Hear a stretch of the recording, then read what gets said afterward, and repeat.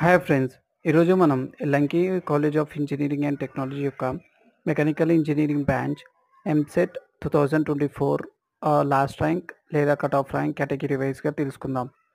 OC బాయ్స్కి వచ్చేసి 1,02,837, OC girls 1,02,837, BC boys 1,02,837, BC girls 1,62,477, BCB boys 1,51,510, BCB girls 1,80,011, BCC boys 1,02,837, BCC girls 1,02,837.